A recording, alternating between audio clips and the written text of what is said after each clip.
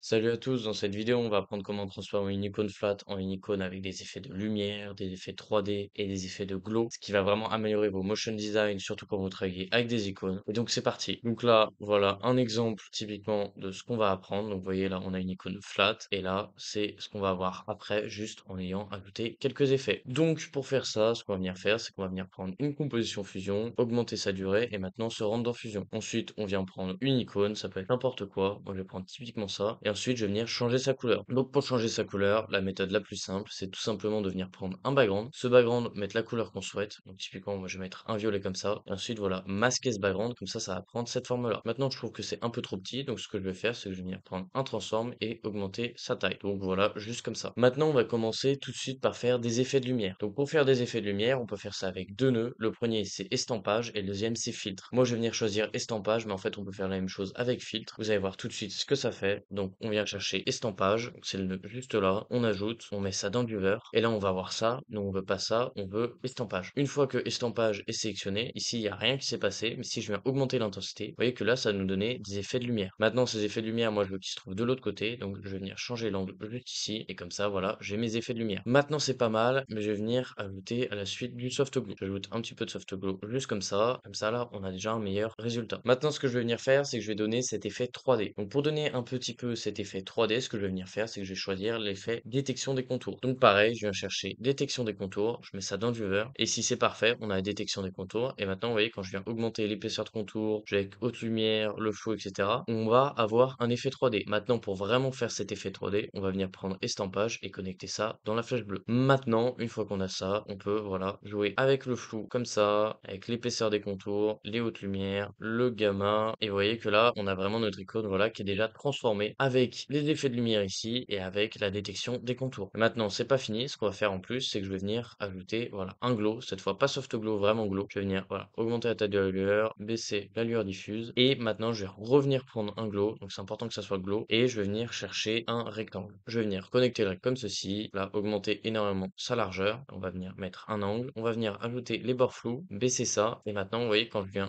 décaler le centre X, vous voyez que là, je vais avoir des effets de lumière. Maintenant, je sors ça du cadre. Je vais mettre une keyframe sur le centre XY. Je viens par exemple à la frame 40 et je vais venir décaler ça. Et comme ça, là, vous voyez, tac, on a un effet de lueur. Maintenant, on va venir ajouter du flou de mouvement et ensuite, on va venir dans le spline et on va faire CTRL H Shift S. À quoi ça sert de faire cette manip? En fait, si votre courbe elle est droite comme ça, donc linéaire, ça va avoir un mouvement qui est vraiment pas très beau. Ça va pas avoir un mouvement smooth. Si on va faire CTRL A, on vient sélectionner les keyframes et ensuite on fait Shift S, ça va venir faire une courbe en S et donc une courbe smooth. Pourquoi une courbe smooth? Parce qu'en fait, il va avoir des variations de vitesse. Au début, ça va être comme ça, puis après ça va aller rapidement et ça va se ralentir à la fin. Ensuite, si on veut encore plus jouer avec la vitesse, ce qu'on peut venir faire, c'est faire T. Il y a ça qui va apparaître. Et maintenant, je peux venir augmenter là.